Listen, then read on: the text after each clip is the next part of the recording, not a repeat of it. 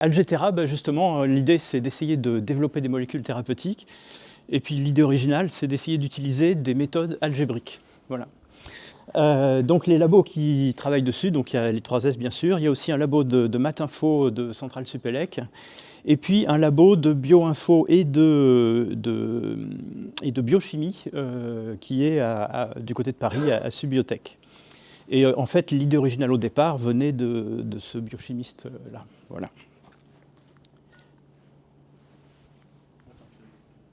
Bon, sur le clavier, c'est peut-être plus facile, non ? Ouais. Ok, donc la question de base, c'était est-ce qu'on peut utiliser des méthodes algébriques pour essayer de développer des nouvelles molécules thérapeutiques ? Et l'idée, au départ, c'est d'utiliser des molécules thérapeutiques qui ont déjà fait leurs preuves, de les décomposer en fragments, et de se dire que les fragments, a priori, ont plus d'intérêt pour développer de nouvelles molécules thérapeutiques.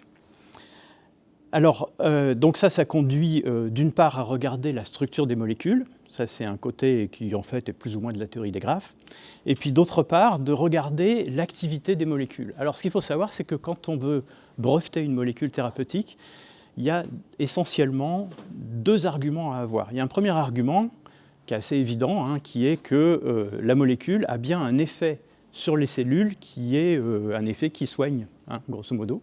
Et donc ça, c'est le comportement des cellules, on appelle ça l'effet phénotypique. Et puis d'autre part, il y a aussi le fait qu'il faut montrer que cet effet il est obtenu par des explications qui sont réellement ce qui se passe dans la cellule. Et donc ça, c'est une explication qui est plus moléculaire, c'est-à-dire que la molécule thérapeutique qu'on a construite doit être capable de s'appliquer sur une molécule à l'intérieur de la cellule qui est la cause de ce changement de phénotype. Et donc c'est ces deux éléments-là, il y a une activité phénotypique et une activité sur la cible moléculaire qu'il faut mettre en œuvre. Et donc on s'est dit, est-ce qu'avec ces trois choses-là, le côté théorie des graphes et puis ces deux types d'actions, est-ce qu'on peut faire quelque chose d'algébrique qui aide à construire des nouvelles molécules ? Et l'idée originale, c'est de partir de molécules qui ont déjà fait leurs preuves, parce que d'habitude, les gens fabriquent plutôt les molécules en bottom-up. Et là, nous, on va essayer de faire d'abord un top-down pour refaire un bottom-up après. Donc, je vous donne la démarche qu'on souhaite mettre en place. C'est d'abord prendre des molécules qui ont déjà fait leurs preuves, bien sûr.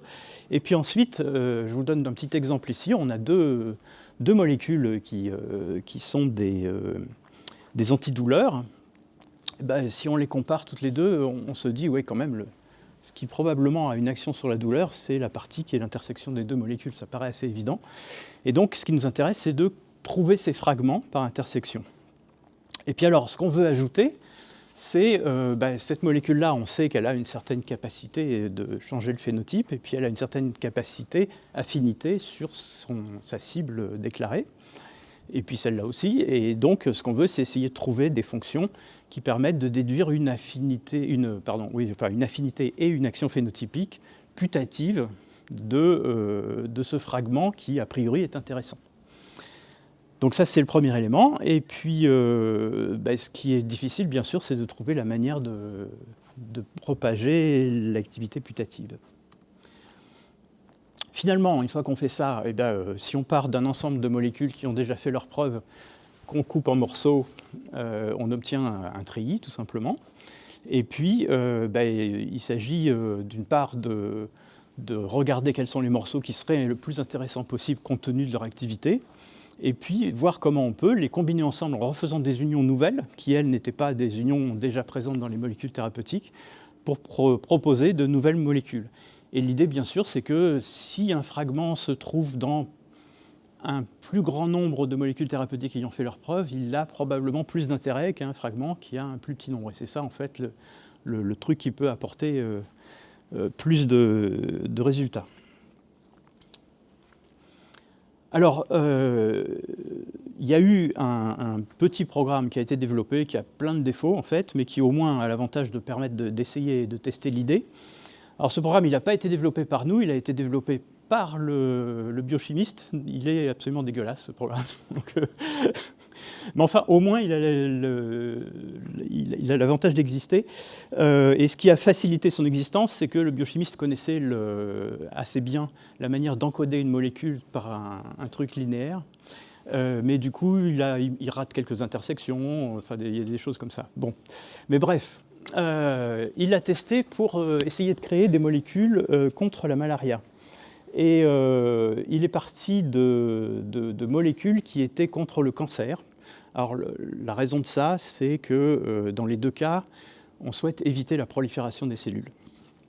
Et donc, le côté phénotypique est commun. Il a construit, à partir de ces molécules anticancéreuses, 43 molécules par d'abord, on descend pour faire des intersections, puis après, on remonte par union. Sur ces 43 molécules, il les a données à un de ses collègues dans le labo, qui est un spécialiste de prendre les fragments, d'arranger les molécules. Alors, ce qu'il faut bien voir, c'est que, imaginons qu'on ait deux fragments qui soient actifs sur une cible. Et le problème, c'est qu'il faut qu'ils se placent bien dans l'espace pour être au bon endroit sur la cible. Et donc, il y a des ponts à construire, etc. Et ces ponts-là, ce n'est pas sa reconstruction qui les a faites, c'est l'expert qui le fait. Mais néanmoins, sur ces 43 propositions, avec donc des ponts qui n'étaient pas très bons, que l'expert a arrangés, avec ces 43 propositions, il a obtenu 38 molécules qui étaient actives sur le côté phénotypique. Ils n'ont pas testé l'activité sur la cible. Et donc ça nous fait un taux de succès qui est quand même assez fort. Il faut savoir que quand les gens font ça ex nihilo, à partir de ce qui se fait habituellement dans les pharma, eh ben, on obtient des résultats qui sont quand même inférieurs à 5%. Donc c'est un apport. Évidemment, il n'est pas total, l'expertise est absolument nécessaire derrière pour bien construire la molécule. Voilà, alors ce prototype-là, il est absolument impossible à... On ne peut pas l'arranger, on ne peut pas l'enrichir, il est dans un état qui fait que c'est trop mal programmé pour faire quoi que ce soit. Et donc il nous fallait d'abord une spécification de ce qu'on attend de ce logiciel avant de le développer. Et on s'est dit que la théorie des catégories allait nous aider à faire cette spécification. Alors l'avantage de la théorie des catégories, c'est que ça permet d'abstraire plein de choses. Et un autre avantage, c'est qu'il y a une notion qu'on appelle une notion de morphisme, qui permet de transporter des choses bien plus riches que simplement, par exemple, l'inclusion d'un fragment dans un autre fragment. Et donc, à la fois cette abstraction et cette richesse des morphismes, on a l'espoir que ça permette de faire un logiciel qui dépasse juste des petites intersections et des unions. Alors, je vous donne un exemple là d'un brevet qui a été contourné, un brevet de Pfizer qui a été contourné par Bayer.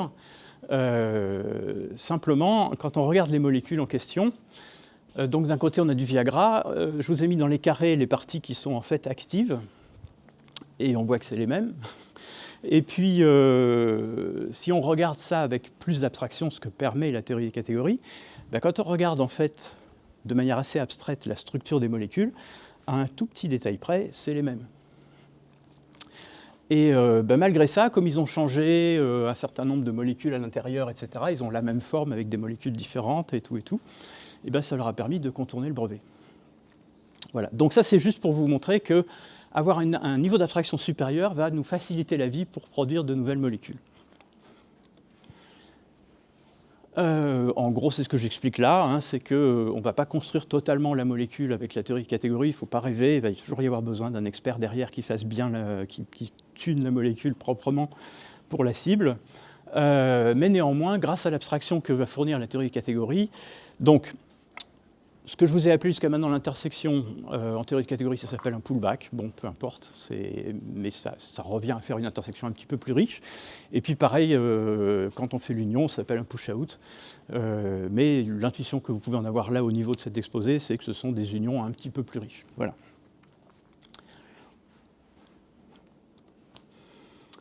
Alors je vous donne un exemple, on est tombé sur des tas de difficultés, on a perdu un temps fou sur des naïvetés initiales, et puis voilà, donc...